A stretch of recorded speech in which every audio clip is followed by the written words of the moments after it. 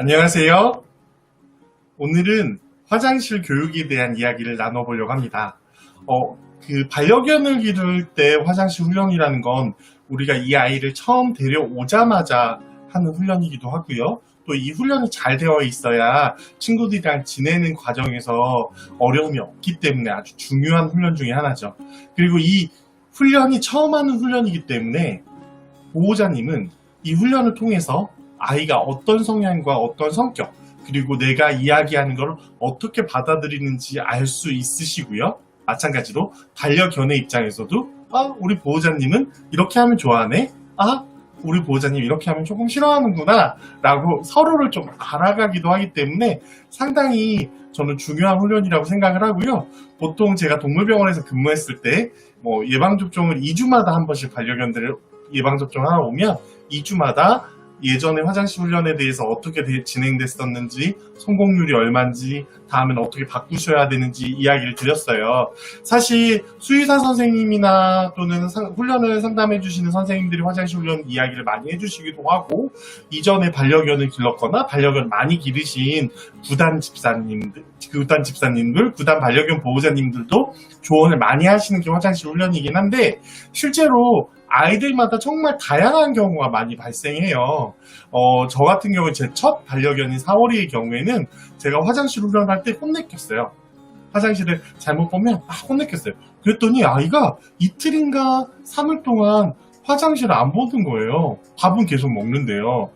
그래서 무슨 일인가 생각을 했더니 이 친구가 제 침대 밑에 숨어서 변을 봤어요. 애기니까 그렇게 변 냄새가 많이 안 났던 거였는데, 그래서 내가 아이를 화장실 잘못 가려서 혼내는 것 때문에 아이는 거기다 싸면 안 된다라고 생각해서 숨어서 싸는 그런 행동을 하는 경우가 있는데, 그런 부분들이 좀 문제가 발생할 수가 있습니다. 그래서 저는 오늘 강아지를 교육시키는 6가지 방법을 통해서 각각 어떻게 하면 화장실 훈련을 가르칠 수 있을까라는 이야기를 드릴 건데요. 네.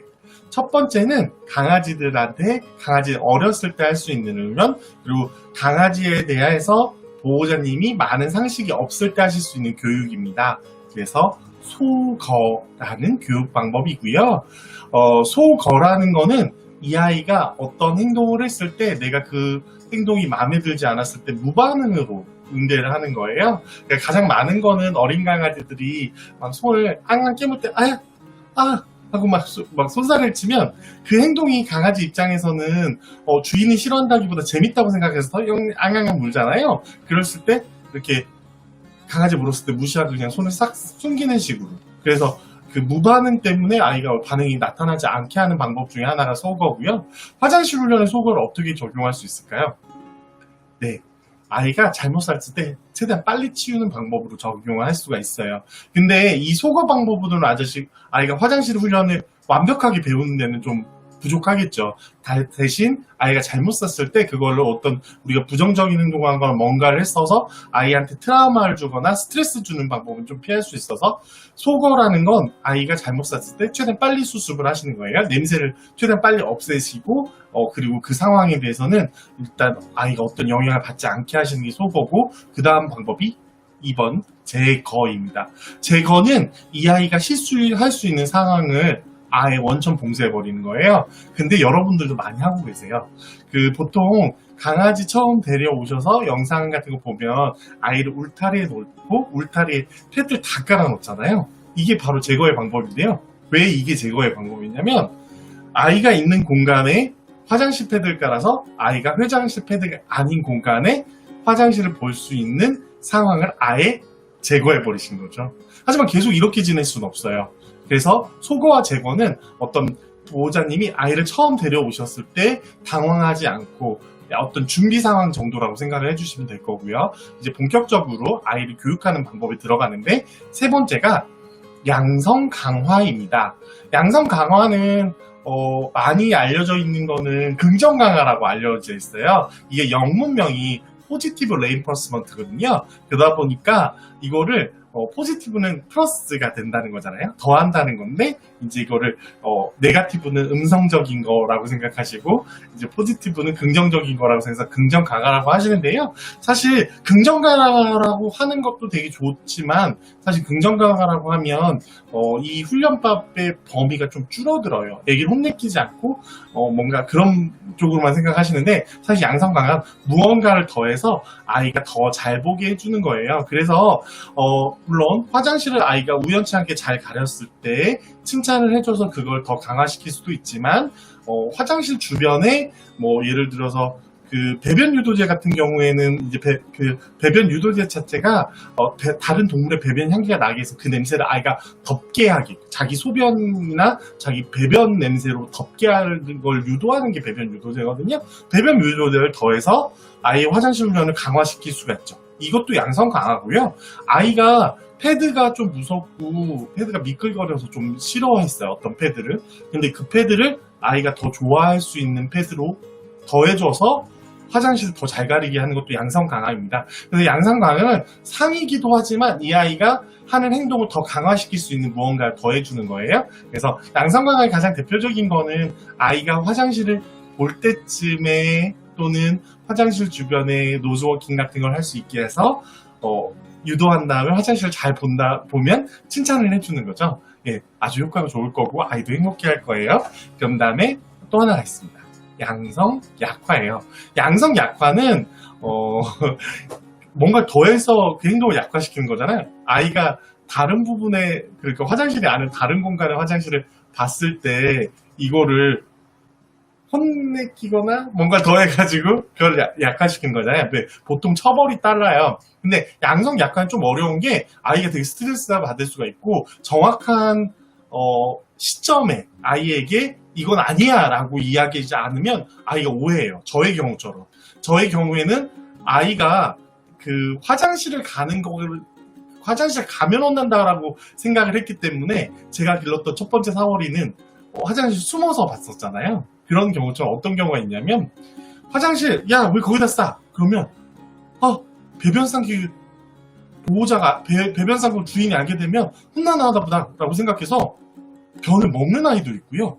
숨어서 싸는 아이도 있고 어떤 경우에는 어떤 보호자님이 이거 화장실 잘못 쌌다면 혼났겠대요. 그때 눈치 보더니 화장실 잘못 쌌다면 그 변을 물고 도망가더래요. 그런 식으로 아이가 오해할 수도 있고요. 마찬가지로 소변 같은 경우에도 저희 실제 보호자님 경험하셨던 거였는데 바닥에 그 패드 아닌 바닥에 소변을 사서 혼냈더니 어느 날 본인이 물을 억지로 넣는데 강아지가 놀래가지고 숨었대요. 바닥에 물이 있으면 혼난다고 생각을 한 거죠. 그래서 양성 약화의 경우에는 전문적 지식이 좀 많으시거나 아이를 많이 길러보신 경험이 있는 경우 그리고 전문 훈련 상담사 선생님이나 그런 부분 계신 경우에 진행하시는 게 좋습니다. 이게 비단 화장실 훈련이라고 하더라고요. 그리고 약간 처벌이라는 부분이 들어가는데 제가 말씀드린 것처럼 화장실 훈련은 아이가 보호자를 처음 만나서 하는 훈련인데 그 훈련이 혼나는 거면 아이 기억이 좋게 남을 수 없죠. 우리 아무도 미안할 거고요. 네. 그리고 음성 강화가 있습니다. 음성 강화는 뭔가 빼준다고 하는 거죠. 뭔가를 뺀다? 이거 아까 말씀드린 제거 방법이랑 같이 합쳐서 하실 수 있어요. 아이가 사용하는 모든 공간에 패드를 깔아주셔서 애가 패드 2가 아닌 다른 공간에는 아예 화장실을 못 가리는 상황을 없애주신 다음에 화장실 공간을 조금씩 제거하시는 거예요. 예를 들어서 패드를 8장 깔아서 화장실이 아이가 8장의 배변을 보기 시작했으면 다음에는 6장, 그 다음에 4장, 2장 그러면서 점점 내가 원하는 공간, 내가 원하는 만큼의 영역에서 화장실을 볼 수 있게 하는 방법. 그래서 뭔가를 빼줬는데 강화시키는 음성 강화가 되고요. 음성 약화의 경우는 뭔가를 빼줘서 이 아이가 그 행동을 덜하게 하는 거잖아요. 그러니까 사실 음성 약화의 경우에는 아이가 폐변 패드가 아닌 공간에 다시 소변을 봤어. 그러면 뭘 빼줘야 돼요? 네, 아이가 이동하는 공간을 좀 빼주셔야 돼요. 그래서 예를 들어서 어린 강아지 같은 경우에는 사실 화장실 갈 때까지 화장실 못 참아서 소변이나 대변을 보는 경우도 있거든요. 아이들이 워낙에 작다 보니까 소형견의 경우는 가기 전에 그러니까 이 아이가 화장실 훈련을 완전히 가릴 때까지는 공간을 어느 정도 제한시켜 주시는 거죠.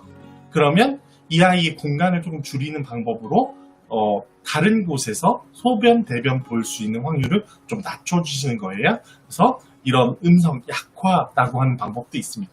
이런 여러 가지 6가지 방법이 어떤 게 좋다라는 게 아니라 아이가 처한 환경, 그리고 아이가 자라난 지금 상태, 아이의 특성에 맞춰서 적용해 주실 수 있고요. 단 6가지뿐 아니라 예를 들어서 소거랑 양성 강화를 같이 합하실 수도 있죠. 아이가 소대변을 잘못 본 경우, 잘못된 위치에 본 경우에 그것을 반응하지 않는 소거 방법으로 교육을 하고 그 이후에 아이가 잘 봤을 때는 칭찬해주는 양성 강화를 통해서 해결을 하실 수도 있고요. 음성 강화랑 음성 약화를 같이 하실 수도 있는 게 예를 들어서 패드를 좀 넓은 공간에 보게끔 한 다음에 잘 보면 다시 공간을 좀 줄였다가 공간을 줄였는데 다시 아이가 다른 곳에다 보면 아이가 혼자 이동할 수 있는 공간을 줄여주시는 것처럼 영역을 계속 줄이는 방법으로도 화장실 훈련을 진행하실 수가 있습니다.